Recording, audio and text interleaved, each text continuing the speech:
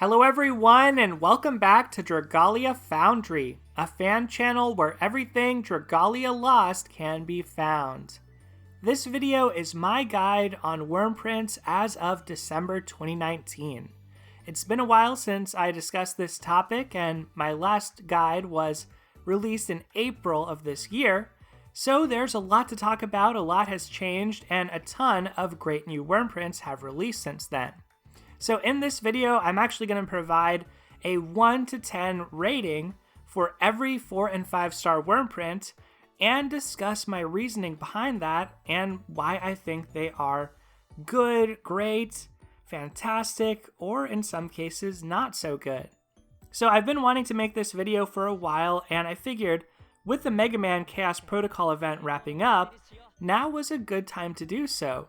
We got a lot of consecrated and blessed water from that event, as well as a good amount of augments.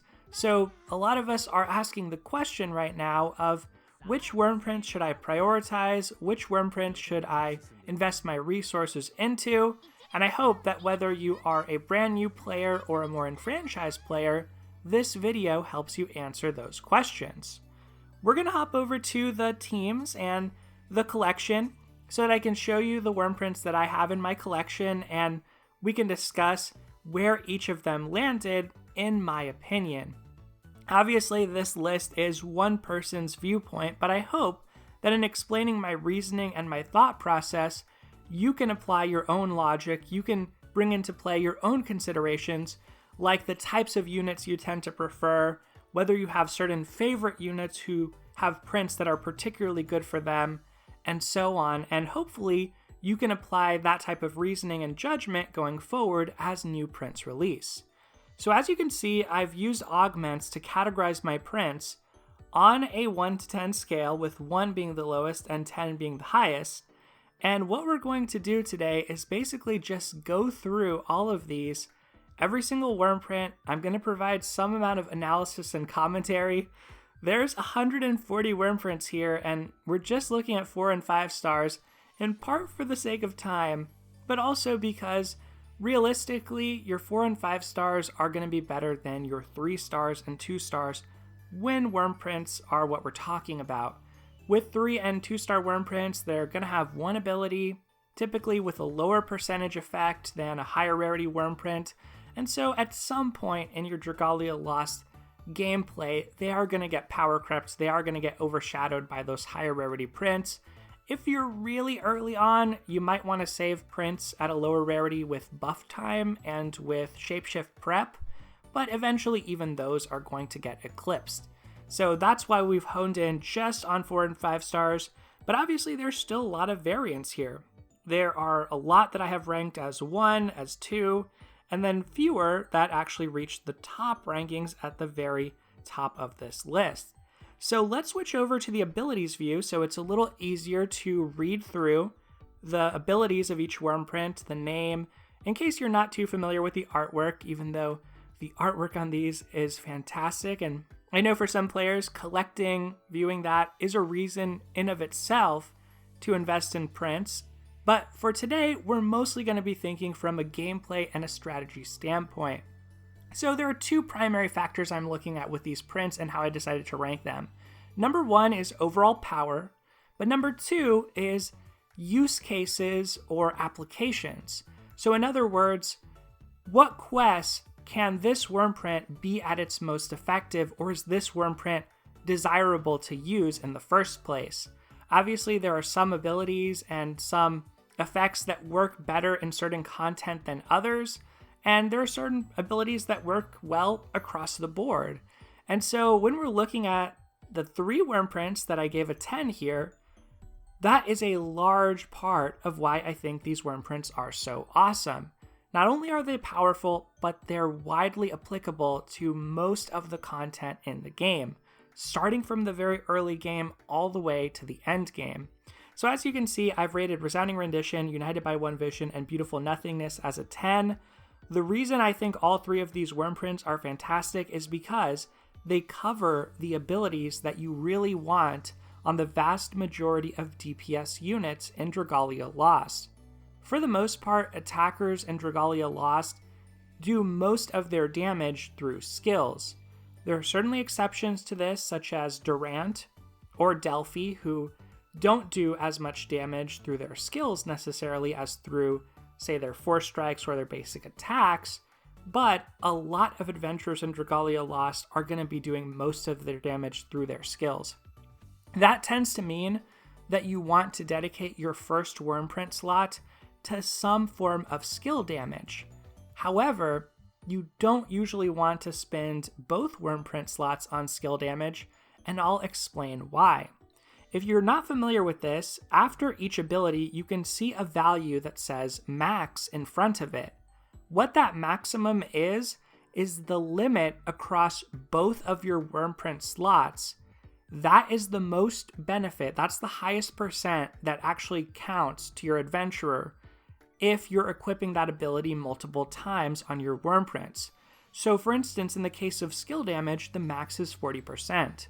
What that means is even if you equip 2 Wyrmprints with a 30% skill damage ability like Resounding Rendition has, that may add up to 60%, but there's a cap at 40%, so that's the real benefit. That's the only amount that's going to get applied to your adventurer. So you always want to take into account that max when you're deciding how to build your units. And abilities don't have to have the exact same name in order to count toward that same cap. For instance, Resounding Rendition has HP of 70% equals critical rate of 8%, and Beautiful Nothingness just has critical rate of 5%. Both of those add up together to 13% and count toward the same cap on critical rate of 15%. And other types of conditions like full HP conditions or flurry, those also apply in the same way. And conditional abilities like sword skill damage or wind critical damage, those also count toward the same caps. So that is a big first lesson in when you're thinking about Wyrmprints, how to build characters, which Wyrmprints to prioritize, is that because the game sets limits on how much you can get off of any one type of ability, you generally want to diversify your ability selection. So going back to the topic of attackers and DPS units in Dragalia, for most of them, a lot of their damage comes from skills. That tends to mean that you want at least one of your Wyrmprints to provide skill damage. In addition to skill damage, since you don't want to overcap on that ability, strength and critical rate tend to be the next best 2 effects. Strength obviously is a better, more universal effect than skill damage in the abstract, but you'll notice strength has a lower cap of 20% compared to the skill damage cap of 40%. So even though strength benefits your skills as well as your basic attacks, skill damage benefits your skills at a much larger percent increase, and for most adventurers, that's going to make it better than just the strength ability on the Wyrmprints below. So you'd want to try combine these. You don't want to overcap on any of them, and that's why I've really ranked all of these as a 10, is because the combination of Resounding Rendition plus either of these two, United by One Vision or Beautiful Nothingness, is an awesome pairing for just about any attacker in the game. It may not be their absolute best Wyrmprint setup, although for some units it will be, but it's more than likely maybe their second best or third best or their best.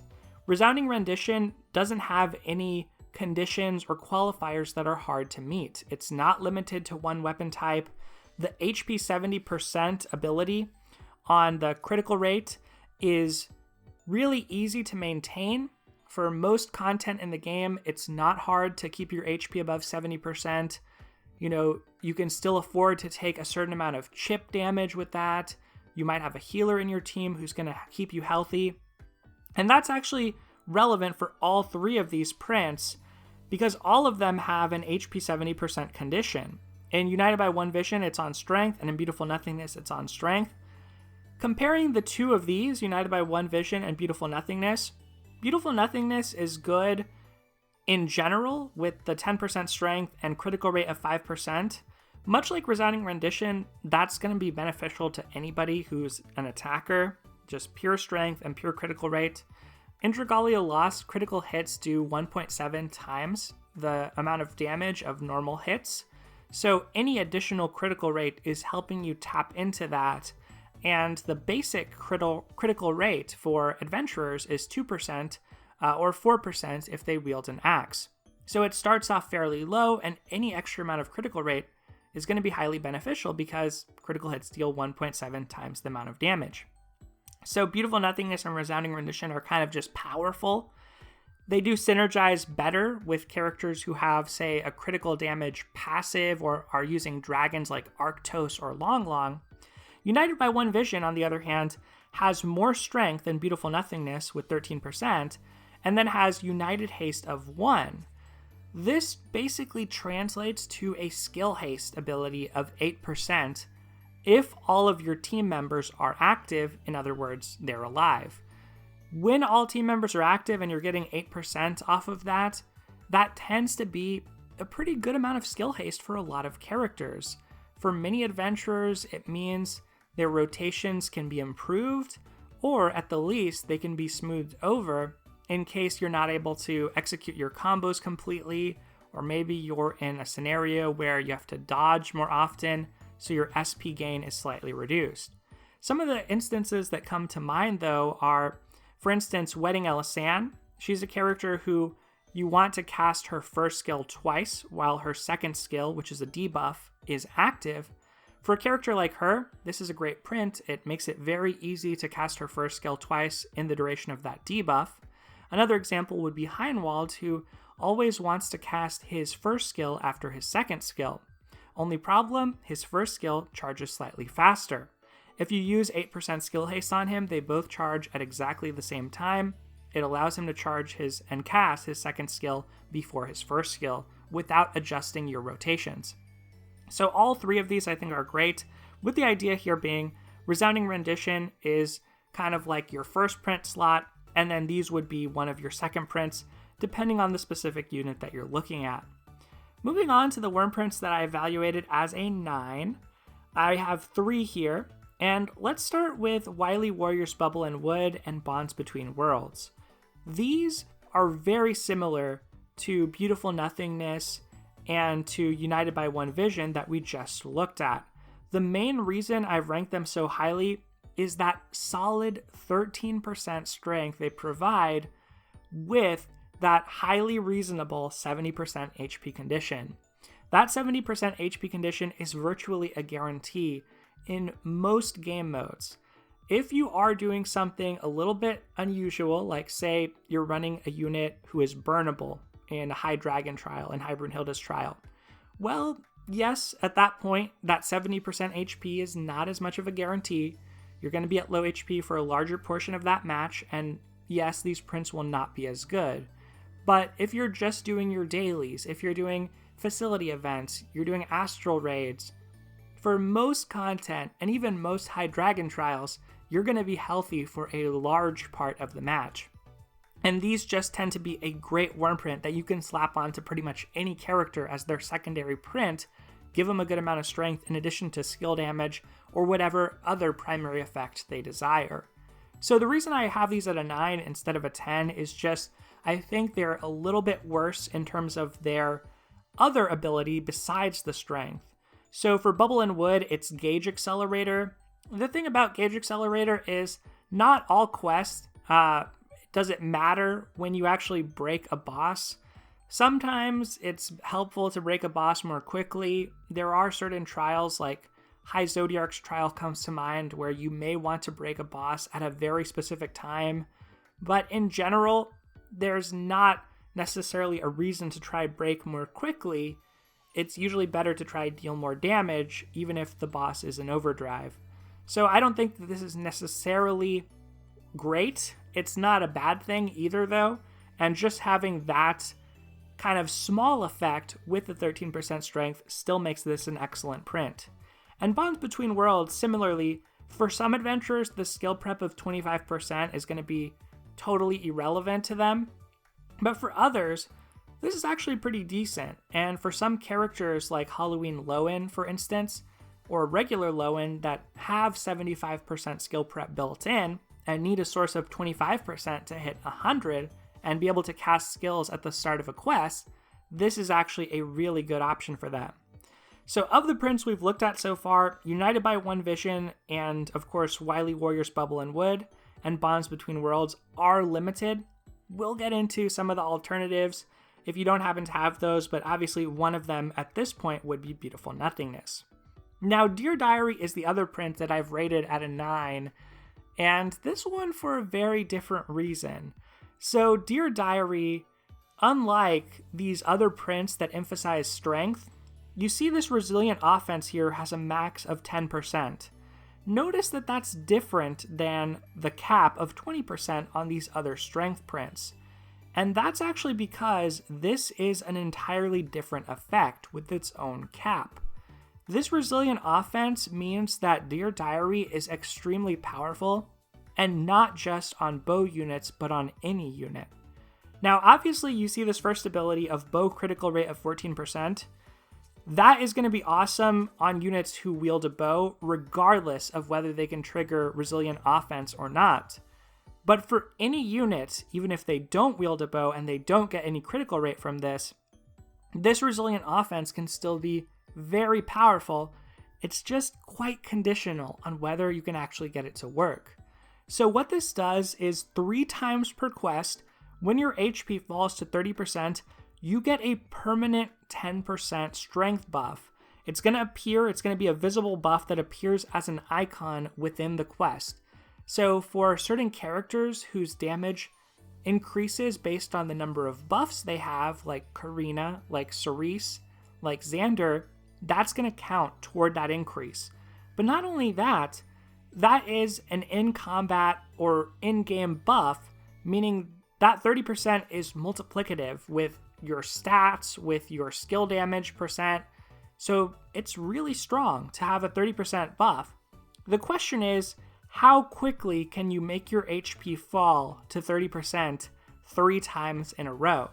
And for some content and some teams, especially if you're coordinated, you can do it very quickly. You can maybe do it within 60 seconds of a quest or even less.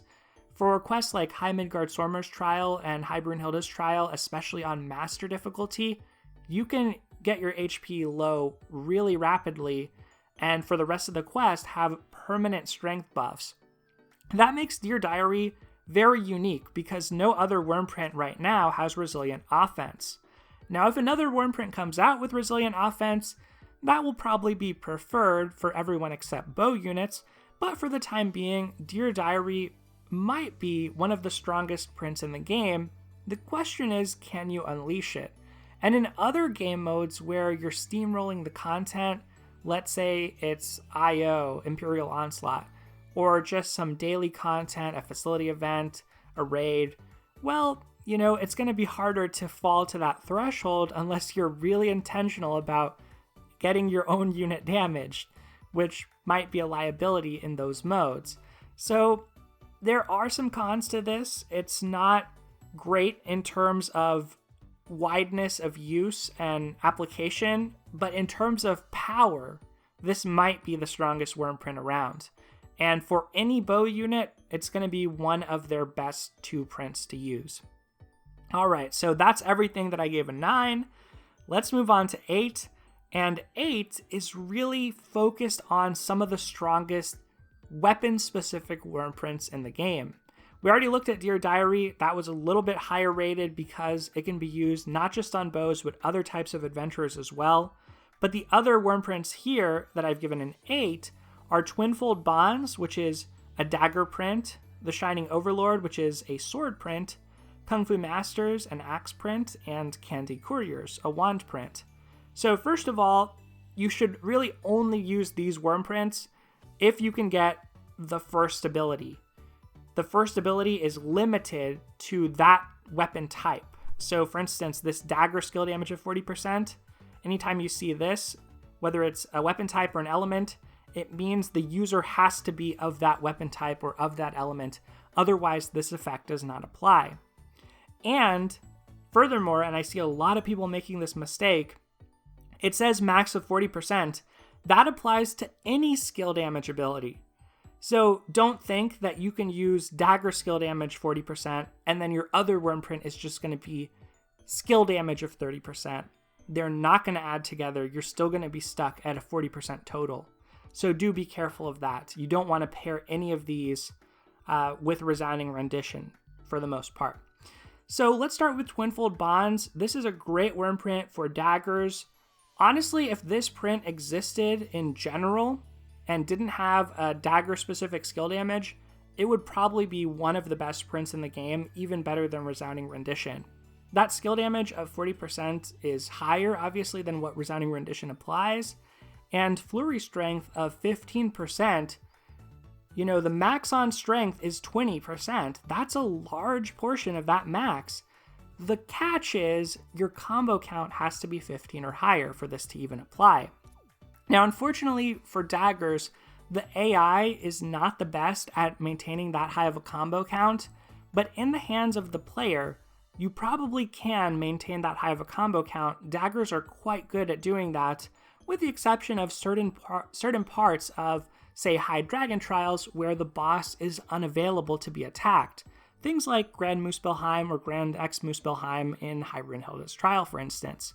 So Twinfold Bonds has a few weaknesses, but generally speaking, it's one of the strongest prints in the game, probably the strongest weapon-specific print around. The Shining Overlord I also gave an 8. It's good on some swords, but not necessarily all. Some swords are going to prefer Resounding Rendition, some are going to prefer Mega Friends, which we'll look at in just a moment. The secondary effect on this is Dragon's Claws of 3. It increases your strength and it's a permanent buff each time you shapeshift up to 3 times per quest. Ultimately, this looks very similar to the Resilient Offense that we just looked at on Dear Diary, but the reality is that for a lot of content, you're just not able to shapeshift that often. So for high dragon trials, it tends to take a while to be able to shapeshift. In some trials, you do transform more quickly, especially with certain meta comps where you're relying on transformation to tank certain things or avoid certain things. In those cases, the Shining Overlord on a sword unit can be very good. But in other modes where you don't have multiple dragons to throw out, and in some of the high dragon trials, like let's say High Midgard Stormer's trial, where you don't tend to transform until relatively late on Master, well, the Dragon's Claws isn't really that beneficial to you. In those cases, you tend to prefer Mega Friends or Resounding Rendition. Nonetheless, this is still a fantastic print for sword adventurers. If you can get that Dragon's Claws up a couple times, this is going to be competitive, if not better, than Resounding Rendition. So it all depends on at what point you activate that in a match. And for settings like raids, where now we have raid boost, we have characters like Audric, we have Gala Yuden, who wants to be transforming into a dragon, this is an outstanding Wyrmprint. So next we have Kung Fu Masters. This is mainly here for this 14% critical rate. Just like I talked about this being good on Dear Diary with respect to bows, 14% critical rate is a ton. It means you're basically getting as close as possible to the cap in one Wyrmprint slot. Axes already start off with the 4% base critical rate, so they can be dealing a lot of critical hits with this. It's a really awesome Wyrmprint, and the skill damage of 20% is not insignificant either. You'll tend to want to pair Kung Fu Masters with either Flower in the Fray, which we'll look at later on, or another strength print, or a strength print rather. Flower in the Fray gives skill damage and critical damage, and rounds out skill damage so it reaches 40%. But if you have a lot of skill damage through your dragon, you may want strength instead.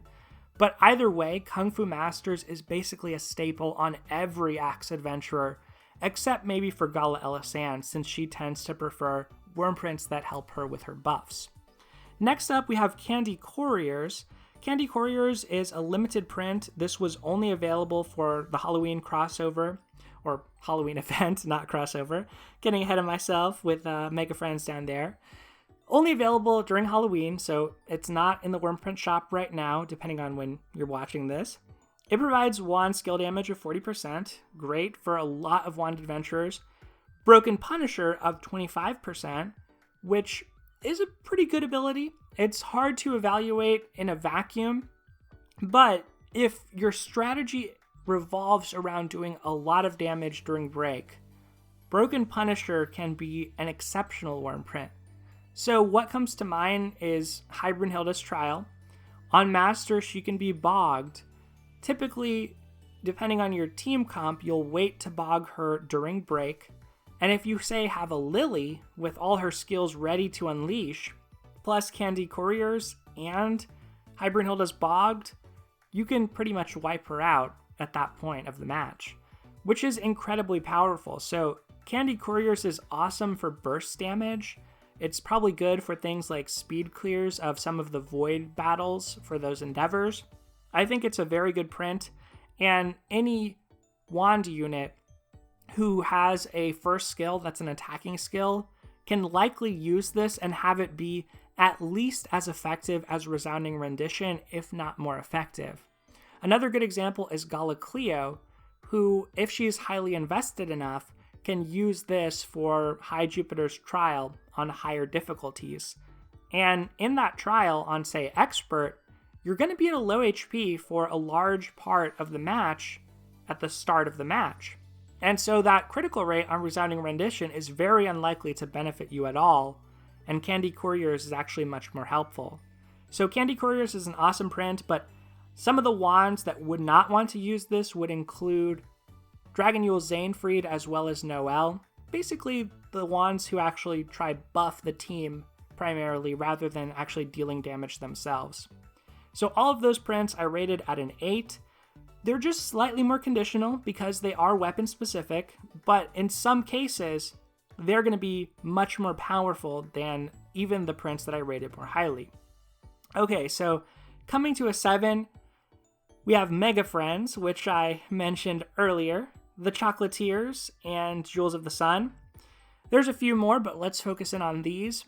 Mega Friends, much like Resounding Rendition, is just a very solid print. Skill damage of 30%. That's going to be the highest amount of skill damage you tend to get outside of conditions like being weapon specific or being at full HP.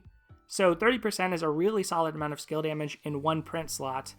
40% force strike damage, which likewise, there are a few prints with 50%, but to have both skill damage and force strike in one print slot is great because it means that your second print slot could be dedicated to something like strength, or maybe strength and critical rate. So Mega Friends is best on adventurers who want to be utilizing their force strike often. Someone who comes to mind right away is Yoshio. Her second skill empowers her force strike to basically deal the damage of a skill. It makes it very strong. Other characters who like to force strike a lot are those who have force strike passives built into their kit.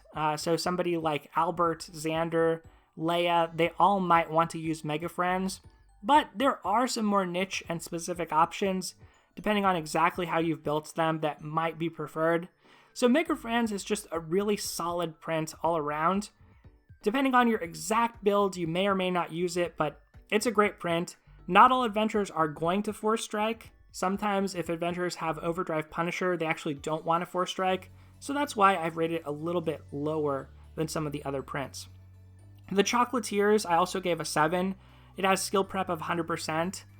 Honestly, the Chocolatiers is just super efficient in only using one Wyrmprint slot to get 100% skill prep.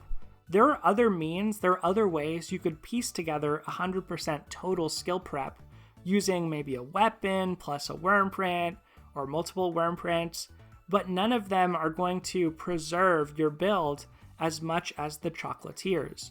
Only having to use one Wyrmprint slot for that effect is really good. The reason skill prep of 100% is so influential and so powerful is because for a lot of high dragons, you may need some help surviving the opening blast that they do. So especially on harder difficulties, it's common that adventurers run the Chocolatiers to provide a defense buff to the team, or maybe to provide some elemental resistance in the case of Gala Elisan, or in some cases to even stun the enemy or do some other type of shenanigans to start the match. So the Chocolatiers really has that main niche, but I will also say in terms of general usefulness, this is a great print if you're doing repeated auto battle, if you're grinding, because being able to cast your skills immediately can shorten the amount of time it takes to complete a battle, especially if you have really powerful adventurers. So just like Mega Friends, the Chocolatiers was limited. In this case, the Chocolatiers was limited to the Valentine's event. Next up, Jewels of the Sun, Give Me Your Wounded, and Valiant Crown. Jewels of the Sun is a good alternative to United by One Vision. You're only getting 10% strength instead of 13%, but rather than United Haste, you're getting Skill Haste of 8%. The advantage to just regular old Skill Haste is it never turns off. United Haste, whenever a teammate dies, you're going to lose 2% of that United Haste value. So if you expect some of your teammates to die, well, Jewels of the Sun is going to be more consistent, but in my opinion, United by One Vision, probably going to be better. 13% strength. Hopefully your teammates survive, and if they die, hopefully it's late in the match where it'll be less impactful, and you might not even go as late into the match because you had more strength to begin with. So that's why I like it a little bit better, but Jewels of the Sun is a reasonable substitute, and especially because United by One Vision was a limited print. Give Me Your Wounded, I think, is the best bang for your buck recovery potency or healer Wyrmprint around. It gives you 13% recovery potency, which is the highest amount you can get without any conditions like HP conditions or full HP conditions. So it's very solid on that front. And then, most importantly, that second ability is full HP equals defense of 20%. The reason that's important is for the high dragons primarily. In those trials, you're going to face an opening blast that deals a lot of damage to everyone. It's basically a gear check, a stat check to make sure everyone can survive. Having that full HP equals defense on your healing Wyrmprint really helps because it can save you a Wyrmprint slot. It means that you don't necessarily have to run another defensive print in order to survive the opening blast and HP checks in a trial. You kind of get 2-in-1 with Give Me Your Wounded. Valiant Crown, I think, is very solid.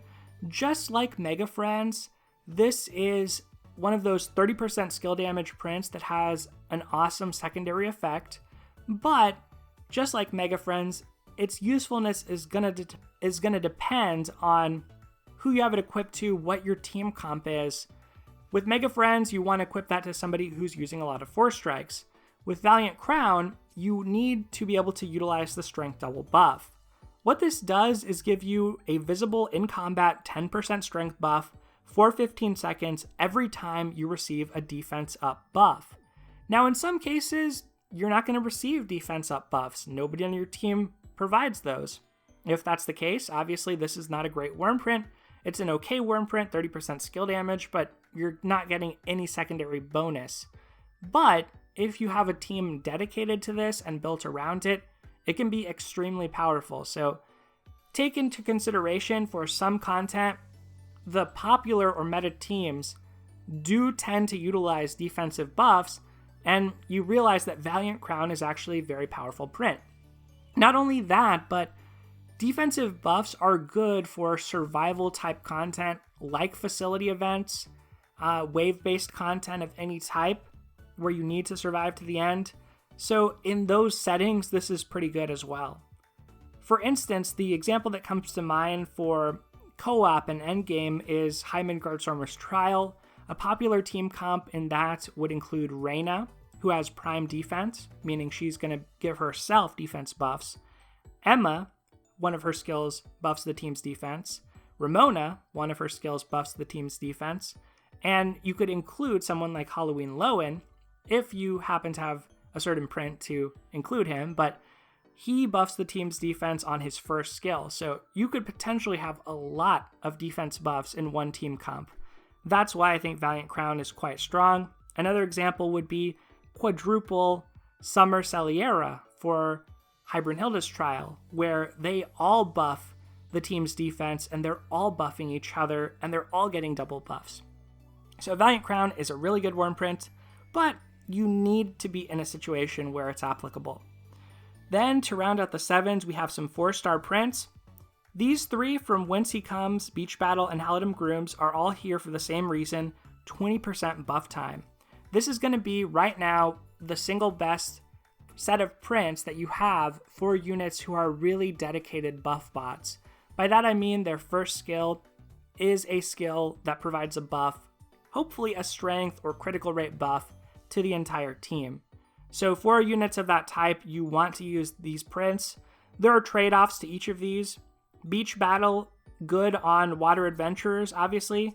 The skill haste is not going to apply to a non-water adventurer. Halidom Grooms, this energy double buff gives you an energy every time you receive a defense up buff. This is pretty decent on Noelle because Noelle has prime defense, so she's going to get some extra energy through that. And from Whence He Comes has skill prep of 25%, so for some adventurers who need to hit 100% skill prep, this can be the preferred option. One example that comes to mind is Halloween Lowen. The other thing about buff time that makes it pretty good, in addition, is that buff time also increases the duration of regen or healing over time, because that's also considered a buff. So for, say, Halloween Lowen, not only are you getting him up to 100% skill prep, but you're also making it so that all his healing lasts a little bit longer. So those are all great for characters who focus on buffs. Then the final print I have as a 7 is First Rate Hospitality. I think this is a little bit of an underrated print, but basically it's here for the same reason as Valiant Crown. That strength double buff of 10%. In the right team comp, that's going to be very powerful. And then it has 8% strength, which is not that much at HP 70% or above. This one is probably on the border of a 6 or a 7, but I went ahead and brought this to the 7 to bring a little attention to this.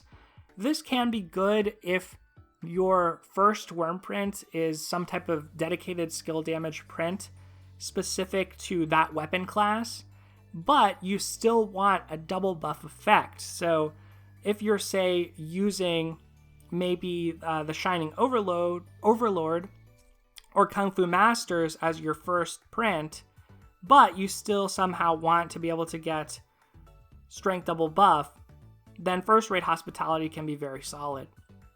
Okay, so let's move on to the 6s, and as we continue on, each of the categories is going to be more and more populated, but at 6 in particular, I included what I would consider some of the most powerful prints in the game, just slightly more conditional. They need to be in a specific context in order to shine. Coming back to that topic of power and use cases as the criteria for this ranking.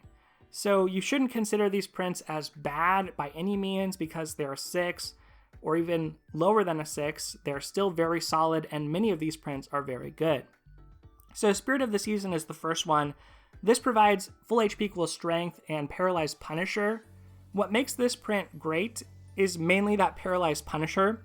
That is unique to this Wyrmprint. This is a limited print as well, only available for Dragon Yule, so for Christmas. The full HP equals strength is kind of hit or miss.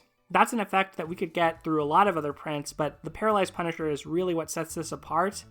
Fortunately for this print, there are a lot of settings where Paralyzed Punisher can be effective, and in particular at the hardest levels or highest levels of the endgame, it can be effective. So specifically, High Zodiarch has 0% paralysis res. The popular team comp has relied on paralysis since the beginning, so characters like Summer Cleo, Yoshio, and Floor can all inflict paralysis, and this is a good print for that trial specifically. The other setting where this could be effective is the Mercurial Gauntlet, but to some extent paralysis is not as effective there because Roy, the boss in the Mercurial Gauntlet, can only be paralyzed up to 5 times compared to up to 20 times for High Zodiarch. So this is kind of hit and miss, but where it matters in High Zodiarch's trial, it's going to be great. Obviously, if you're just using this for the early game, facility events, astral raids, probably not going to be as great because it's hard to maintain full HP and not every boss can be paralyzed. The next print that I think is good but also kind of conditional is Wily Warrior's Air and Crash. This has Flurry Strength of 20%. Awesome, it means you're getting the max of 20% strength, but of course you have to be able to maintain your combo count at 15 or higher. And second, it has Light Res of 10%. So this is a print that I think shines the most when you are specifically facing off against a light element boss. In other settings, that secondary effect is not going to do anything. The Flurry Strength is also kind of conditional because it's going to depend on the content that you're in. In wave-based content, it can be hard to maintain combo because you have to wait for the enemy to respawn. That can sometimes break up your combo, and a lot of wave-based content goes by so quickly that, who knows if you can even rack up a 15-hit combo later on once you're pretty invested. So for now, the main use case I would think of this is High Jupiter's Trial. In that scenario, it is pretty easy for ranged units to maintain a high combo count, but there are moments where they're going to need to move, and they're not infrequent. Whenever Bolt Impacts happens, Bolt Barrage happens, Sweeping Fulgur, you're going to need to move and reposition yourself, and even for some of the other attacks that Jupiter does, you're going to need to be repositioning yourself. So I think you could probably maintain Flurry and at least have the Flurry Strength up when you're casting your skills, but still I feel like it's not that easy to use in that trial.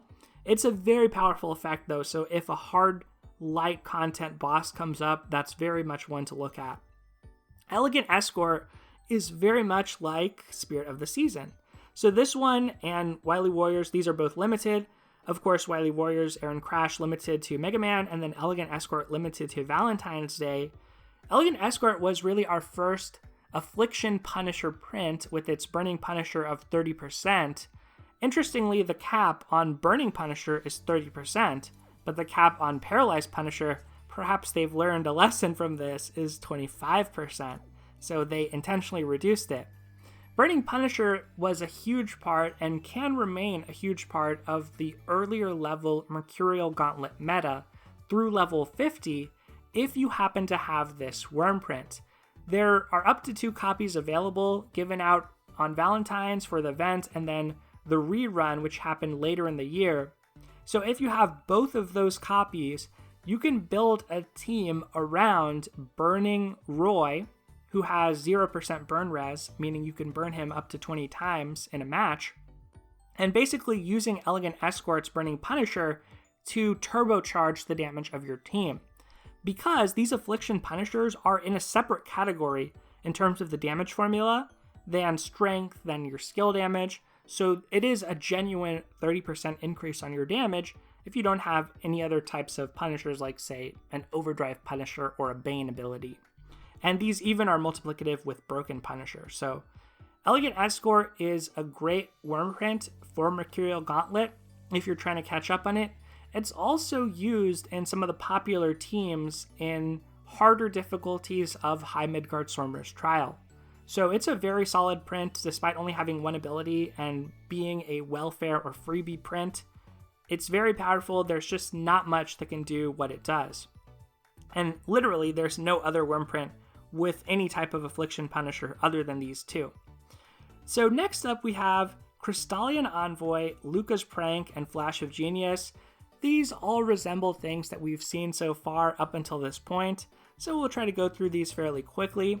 Obviously, the conditionality in these is going to be that they have resistances. Crystallian Envoy has Flame Res, so you'll want to use that against Flame bosses. Luca's Prank has Light Res, so best against Light bosses, and Flash of Genius has Wind Res, so best against Wind bosses. But the primary effects on all of these is really good. So these prints tend to shine most when you need that resistance for the content you're facing, but you still want to have a powerful main ability on the print.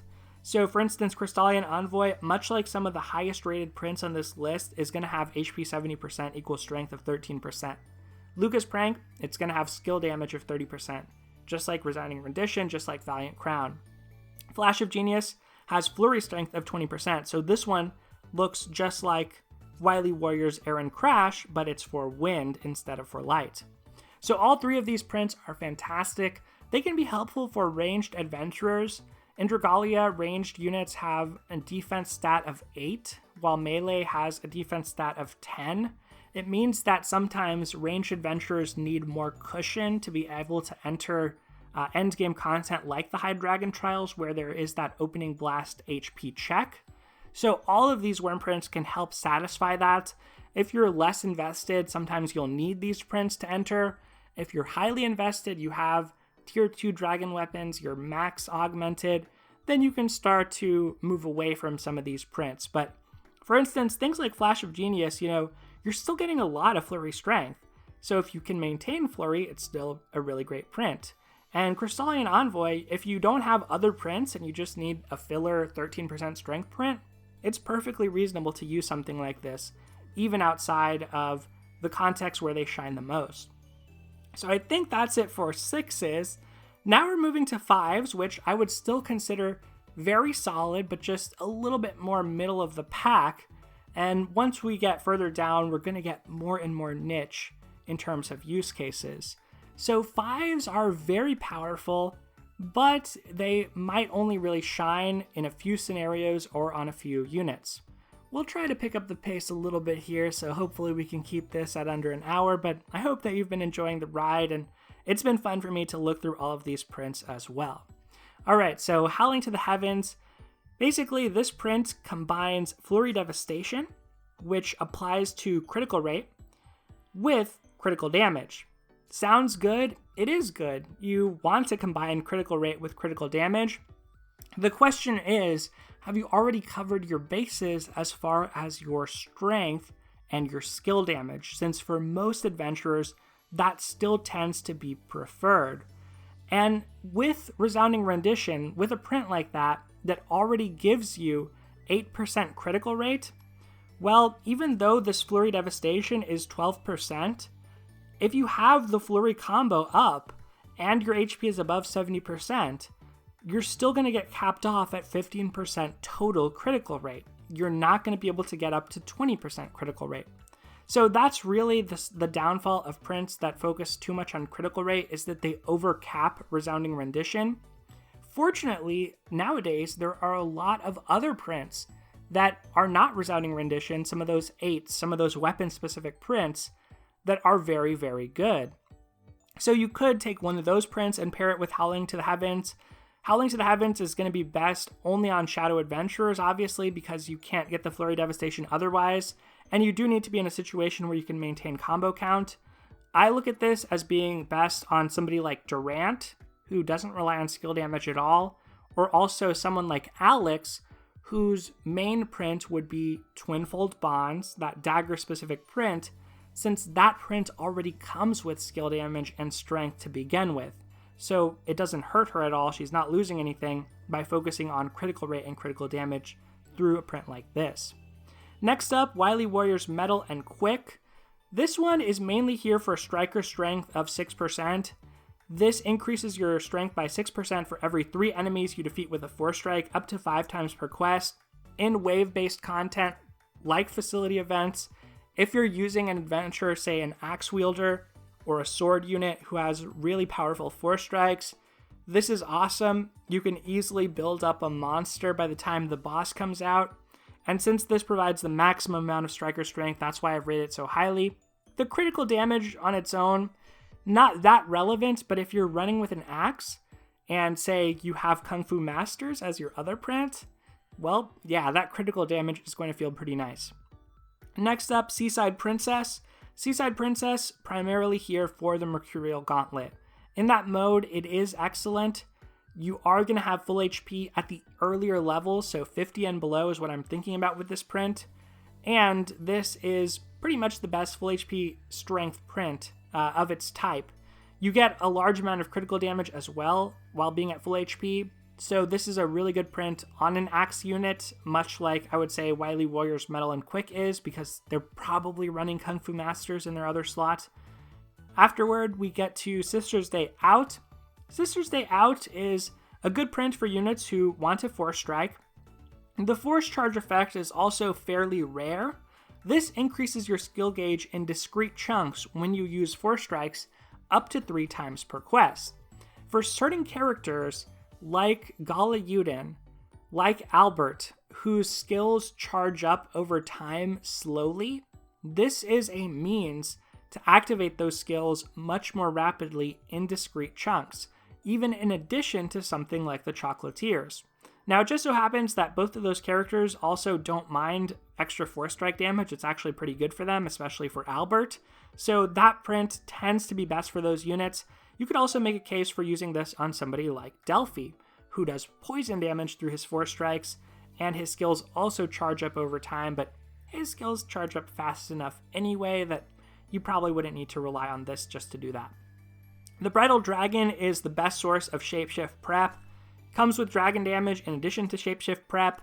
It's going to be good for content like raids, or if you're running a gimmick strategy where, say, you're using Audric for everybody to shapeshift immediately. That means everybody needs to be running some form of shapeshift prep in order to achieve 50% at the start of a quest. It's a good print for some adventurers who rely on dragon damage, but there are better alternatives if that's the only thing you're looking for. It's mainly rated this highly for the shapeshift factor. The heroes arrive much like Wily Warriors Metal and Quick, our limited Mega Man print, is another limited print, this one from the Fire Emblem Heroes crossover, that also is good and ideal for wave-based content, but in this case it has Slayer strength instead of Striker strength. What this means is you have to defeat 5 enemies instead of 3, but you don't have to defeat them using a Force Strike. You can just defeat them in any method. So this is better for units where targeting with Force Strikes is an issue. I'm thinking of bow units, wand units sometimes, where it can be hard to land your Force Strike on the unit you want to target, and you don't have a huge area of effect Force Strike like an axe would. For those types of units in that content, in wave-based content, this is a great print. The healing double buff is an added bonus because if you have defense buffs in your team, in a wave-based mode, you often take a lot of chip damage, and that can help patch you up. Forrest Bonds I've ranked as a 5, even though it's one of these 40% skill damage prints. The thing about Forrest Bonds is it is going to be one of the best prints, if it's basically the best print on any bow unit alongside Dear Diary, but primarily because of how good Dear Diary is, not necessarily because of how good Forrest Bonds is. So in the abstract, most bow units would have probably preferred to run Resounding Rendition over Forrest Bonds, but once Dear Diary came out, since that already provides pretty much the maximum amount of critical rates that you can get, well, then Forrest Bonds is the best second pick to pair alongside Dear Diary because you're getting 14% critical rate with 40% skill damage. So in of itself, it's not necessarily amazing print, but because of the existence of Dear Diary, the best setup for pretty much any bow unit, unless you're running something specific, is going to be Forrest Bonds plus Dear Diary. After that, we have a few more on 5. So Stellar Show. This lets you get 50% Force Strike damage, the highest amount of Force Strike damage possible, along with 15% critical damage. It is good on some units, especially good paired with something like Resounding Rendition. If the unit relies on Force Strikes a lot, say a sword unit might like that combination because you're getting 50% Force Strike damage. Now that Mega Friends exists with its skill damage plus the Force Strike of 40%, this has a little bit less application in my opinion, but it's still a very solid print. I think that there are a few adventurers who would probably prefer this, but it depends on the dragon they're running and their exact kit. So I think this is still just very solid, but I think Mega Friends might have eclipsed this one. Next up, we have the Prince of Dragon. The Prince of Dragon is a limited print, so this was only available or is only available during Dragon. This is exactly like Howling to the Heavens, except the Prince of Dragon is for water adventurers. It's a good print. It's a great print for water daggers. And speaking of daggers, it's basically like an upgrade to Levin's Champion. You're getting slightly more critical rate. You're getting more critical damage. So for many daggers, the preferred combination is Twinfold Bonds, their signature print, plus some form of critical rate. And Levin's Champion tends to be the default best for daggers, so that's why I have it here. But if they're a water dagger and you can maintain combo, Prince of Dragon is better. If they're a shadow dagger, Howling to the Heavens is better. That should be all of the 5s. So now we come to the 4s. And these 4s, some of them are quite good. It's just that I think they are eclipsed by other options, or sometimes they're just a little bit too niche. So Endless Waltz is another full HP strength print. I just think Seaside Princess, that critical damage, tends to be better than Gauge Accelerator. Sometimes, maybe if you have a specific break timing that you're trying to achieve in Mercurial Gauntlet, which, already sounds like a very specific use case, maybe Endless Waltz would end up being preferred, but I think for the most part, that critical damage on Seaside Princess is just going to be better than this. I've also put the High Dragon Prince as a 4 because a lot of the time, you will try not to run these if possible. If you have to run them, you will run them. They are purely defensive prints. Sometimes that safety that they provide can be the most important thing to clearing consistently. And they're certainly good if you're trying to solo those types of quests. But a lot of the time in the Master difficulty in particular, you try to forego running these in the first place so that you can equip more prints to increase your damage output.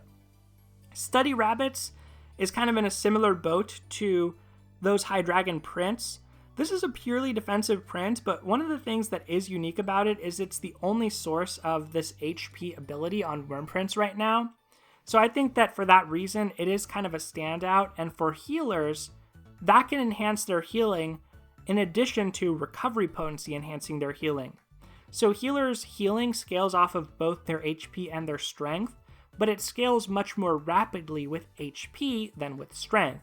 So Study Rabbits is kind of a decent second print for a lot of healers. Now, most of the time though, depending on the content, the battle, if it's an endgame battle, they might have a very specific print that they need instead. Maybe it's a skill prep print because they're using that with respect to the HP check, or maybe it's some other type of utility print. So for that reason, I think Study Rabbits is a little bit lower for me than it may be for some people. I really loved this print for a while, but I found it's best in things like Astral Raids. It's best in more general content than it is in endgame content. Dragon and Tamer, Heralds of Hinamoto are two skill damage prints that I think are just slightly underwhelming in their secondary effects. Dragon and Tamer has Shadow Res of 10%, so obviously that is not going to be relevant if you're not fighting a shadow enemy. For that reason, actually, a lot of lances tend to prefer to just use Resounding Rendition as their preferred source of skill damage because the combination of 30% skill damage plus 8% critical rate for many lances tends to outweigh 40% skill damage. Heralds of Hinamoto, similarly, the 6% skill haste is just often not quite enough to reach the cuts that many units want. There are some adventurers for whom 6% skill haste is going to be a slight bump. Sinoa can utilize Heralds of Hinamoto. You could potentially use this on Noelle if you don't have Freya, but it's kind of getting into the weeds a little bit when you try to think about who 6% skill haste would really benefit. Now, I will say that sometimes adventurers like 14%. So, for instance, if you combine this with Jewels of the Sun or United by One Vision, that can be a little bit more relevant for certain adventurers. So that is something to watch out for, but still, I feel like Heralds is just a little weaker than the other options. And of these prints, Heralds is the only limited one so far. So then we have another High Dragon print in Volcanic Queen. And the next three are Gentle Winds, Tough Love, and Cleo's Ruse. So Gentle Winds is an okay print in the Mercurial Gauntlet. It has full HP equals strength of 13%, slightly lower than Seaside Princess, which has 15%, but you are getting 50% skill prep. What I would say about Gentle Winds is if you are in the earlier part of the Mercurial Gauntlet, where the matches only last 1 minute instead of 2 minutes, skill prep of 50% can actually make a pretty big difference. The other thing is sometimes skill prep can affect the cadence of your skills and when they're released, relative to things like overdrive or relative to when your other units have their skills ready. So Gentle Winds I've seen used on Valentine's Ezolith, for instance, who is primarily used in Mercurial Gauntlet as a source of burn. With skill prep of 50%, depending on your team, sometimes she just rolls out her burns in a way that lines up with when your skills are charged. So that's one thing that could kind of require trial and error. So for that reason, I feel like Gentle Winds, it's just a little bit too cute. It's a little bit too specific. Tough Love, likewise, it has a big last offense ability, but unlike Resilient Offense, last offense only triggers once and it lasts 15 seconds. It's not a permanent buff that stays with you for the match. So Tough Love is really only used in meme clears, like meme clears with 4 Fjorms on Hybernhilda on standard difficulty. That's the main setting where I see that used. That skill damage of 25% is okay though. So this is not a bad print. It's just, a little bit more narrow, like with all of these prints in this level. Cleo's Ruse is actually a decent healing print. It's providing 15% healing, which is more than Give Me Your Wounded. Give Me Your Wounded doesn't have the HP condition, but it provides 13%. So it's actually providing more, but because it doesn't have a defensive passive that works to stop an opening blast, I think that for endgame content, Cleo's Ruse is just a little worse. The last defense is actually somewhat interesting here because for general content, where you're, say, auto-battling, maybe you're grinding a facility event or something, and your healer gets on low HP, well, the last defense could actually come in handy to save them. So I think this is one that performs better in low-level content than in high-level content.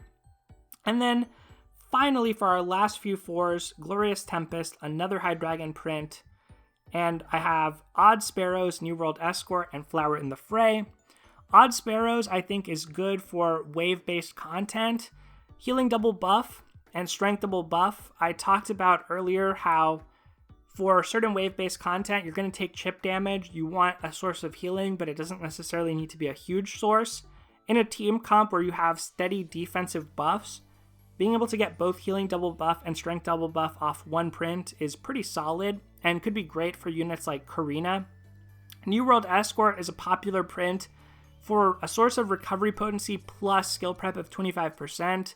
Tends to be used on the low ends of the world if they want extra recovery potency in addition to being able to cast their skills to start a match.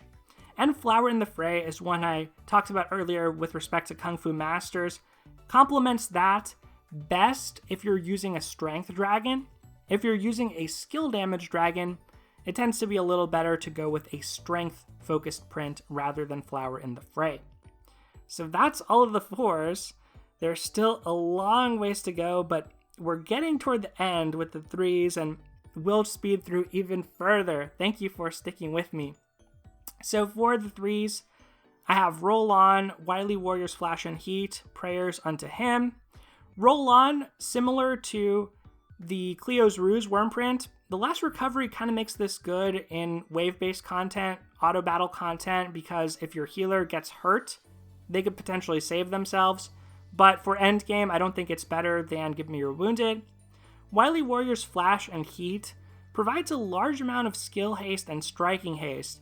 Remember that these do add up together, so even though this says 12%, what this would effectively mean is when you use a Force Strike, your total is going to be 15% because only 3 of this 8 gets added. Still, one of the largest sources of skill haste. I haven't looked closely at who this could potentially benefit, but this is one that's kind of good by virtue of being the best at a pure skill haste print. Prayers Unto Him, similarly, is one of these prints that if you already have Dragon's Claws through the Shining Overlord, and you have a dragon-focused game plan, like say you're using Audric, well then, dragon damage of 18% and dragon time of 15% is a good way to complement that.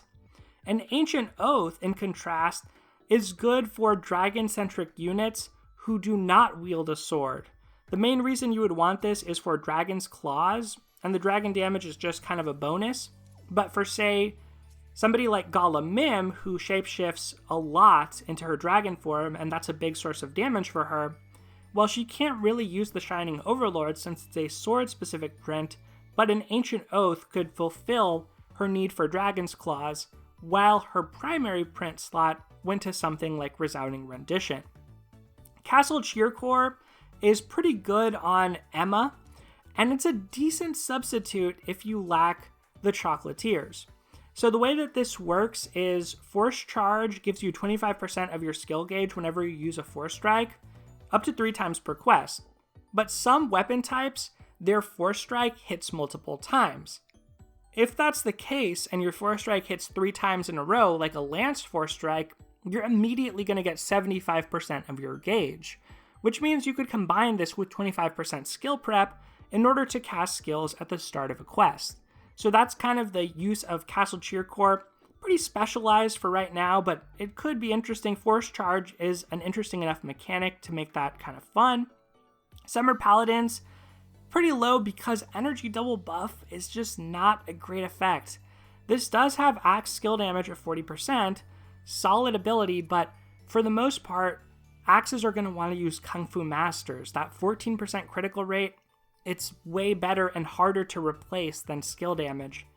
Indelible Summer and After an Eternity, and actually the whole next series of Wyrmprints are about Affliction Resistance.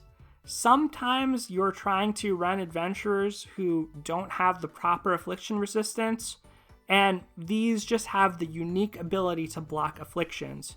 So Indelible Summer has that, After an Eternity has that, A Solitary Light has it, and Partners in Truth has it specifically for wind adventurers against Bog. To skip ahead a little bit, the Rose Prince has that for Flame.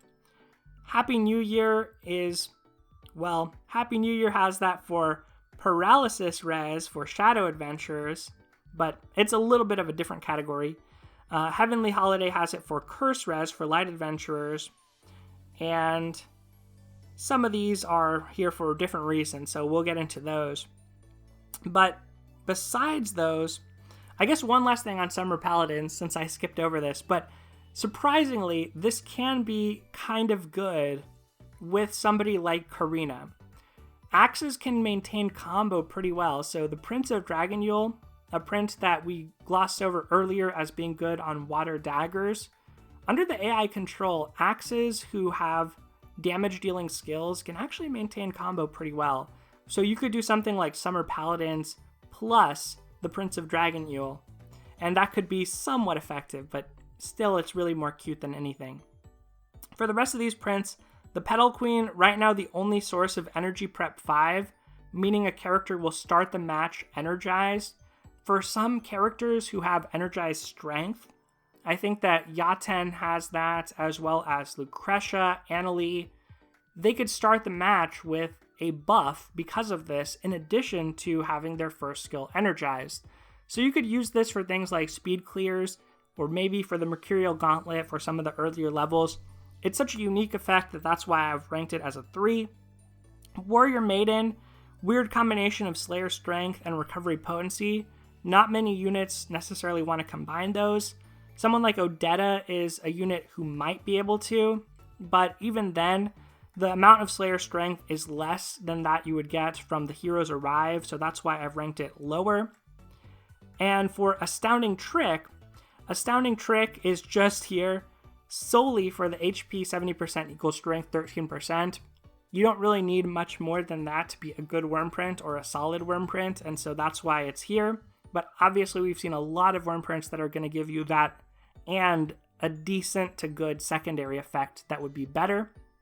Happy New Year, a little bit of a different category than the other Affliction Guard prints.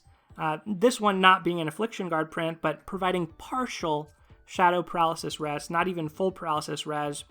This is still the best option for characters like Audric or Botan who don't have 100% paralysis res and need some way to shore it up, you get a huge amount of light resistance alongside it, so it's good for that use case.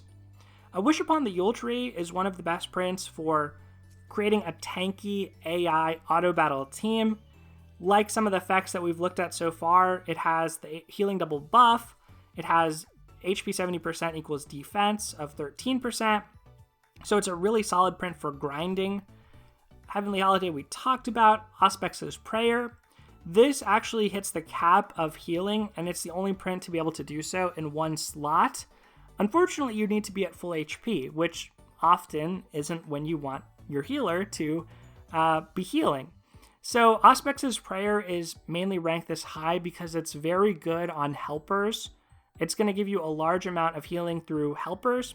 Some helpers who grant regen, they actually prefer things like buff time to get a whole extra regen tick, but still this healing tends to be very good in that scenario. Evening of Luxury, kind of strictly worse than Seaside Princess. That's why it's ranked lower. Same amount of full HP equals strength, but the critical damage is lower. This critical damage isn't at a full HP condition, but critical damage by itself is just okay. And really, if you're going to be at full HP for the strength, you want to be at full HP for the critical damage and just get more of it. Luck of the Draw works well on a few adventurers. The one that comes to mind is Summer Verica. It actually gives a larger amount of buff time than any of the other 4-star buff time prints.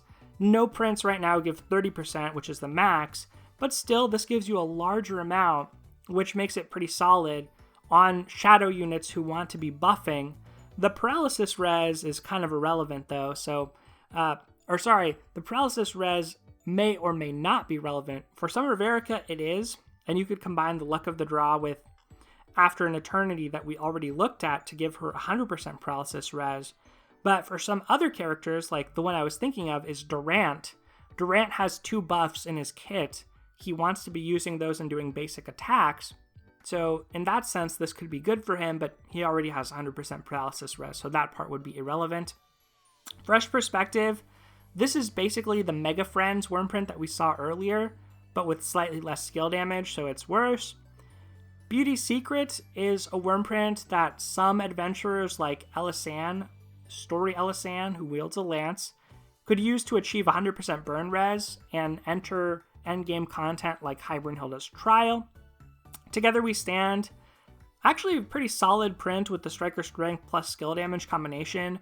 Great for facility events, but I've just listed it slightly lower here because it's going to be worse than the 6% Striker Strength Mega Man print that we looked at earlier. King's Countenance, again, going to be slightly worse than the Bridal Dragon, usually when it comes to Shapeshift prep, unless for some reason you need this curse res.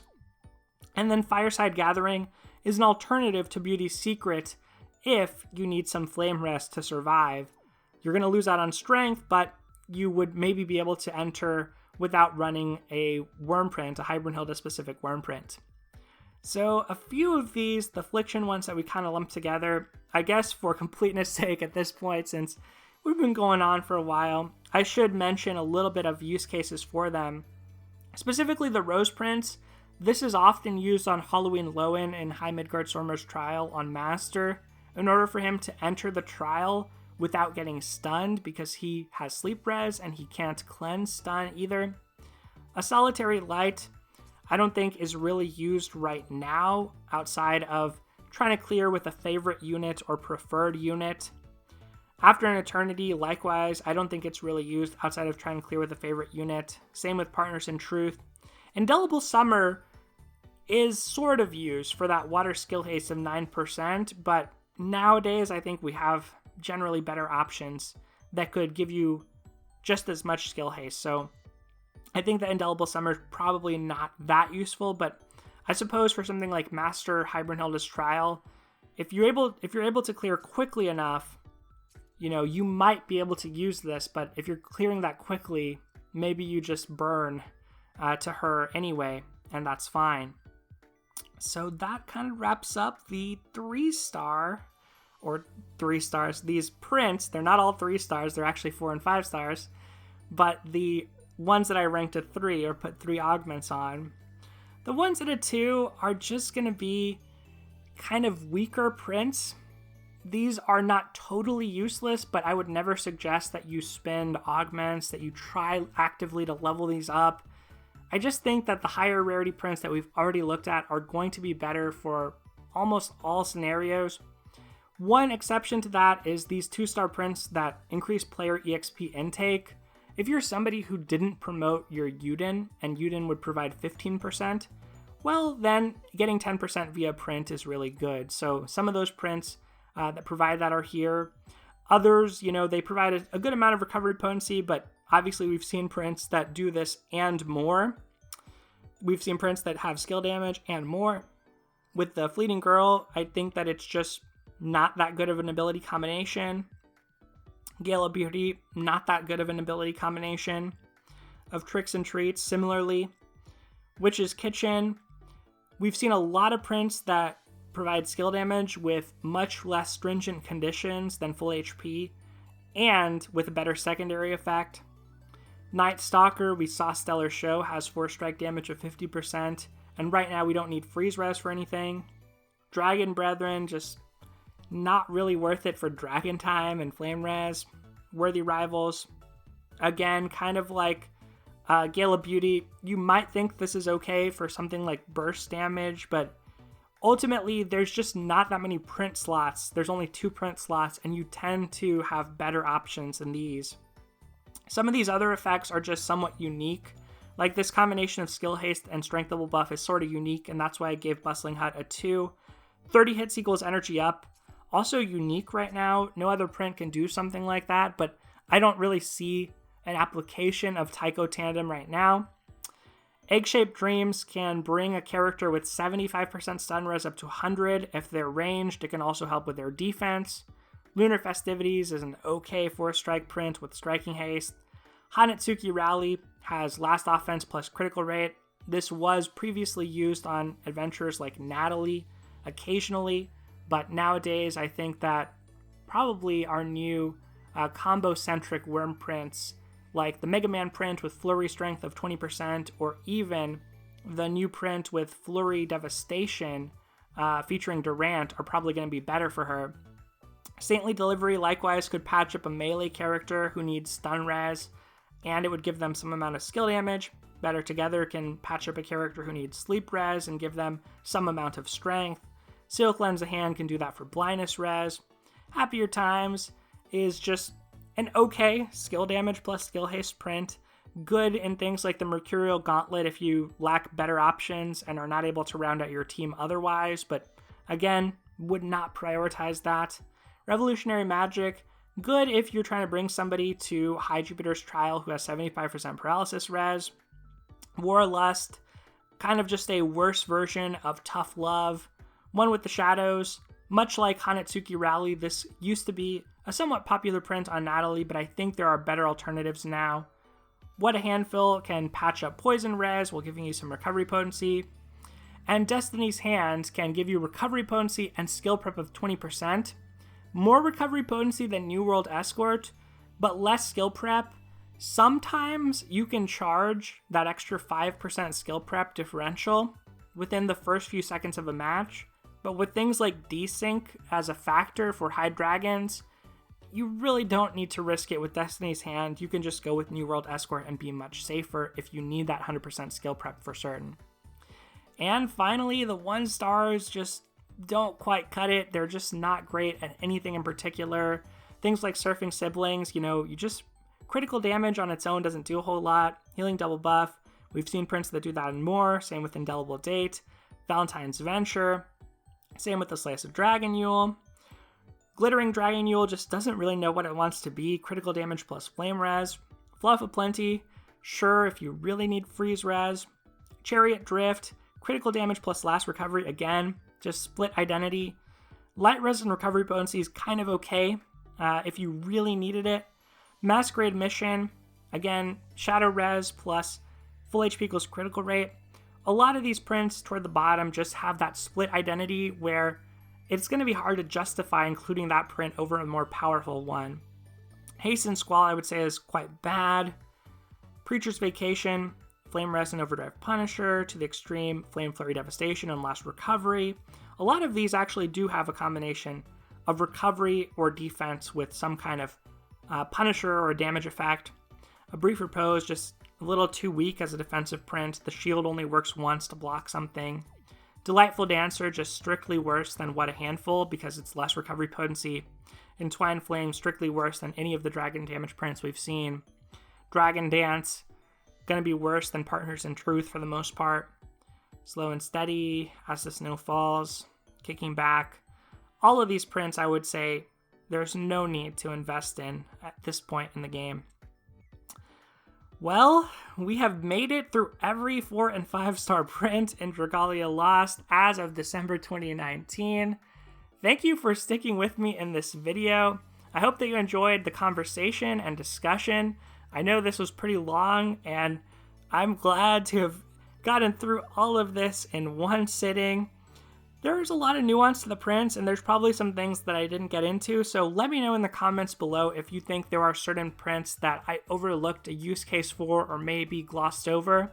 But I hope that this has highlighted for you some of what I consider to be the best prints in the game at the moment, as well as the reasoning and the justification as to why I think that they are that good.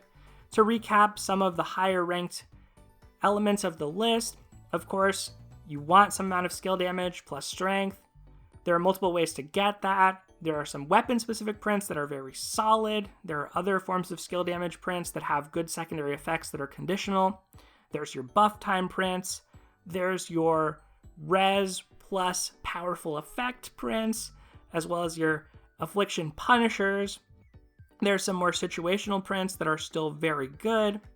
And then we get to some prints that double up on what earlier prints do or are only really used if necessary.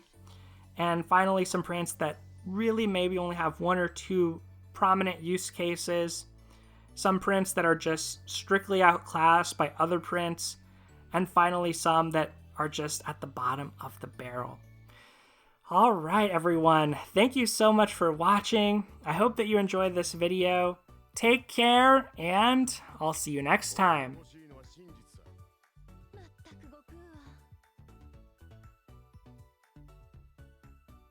報酬次第ではどんな仕事だってやってみせるぜ。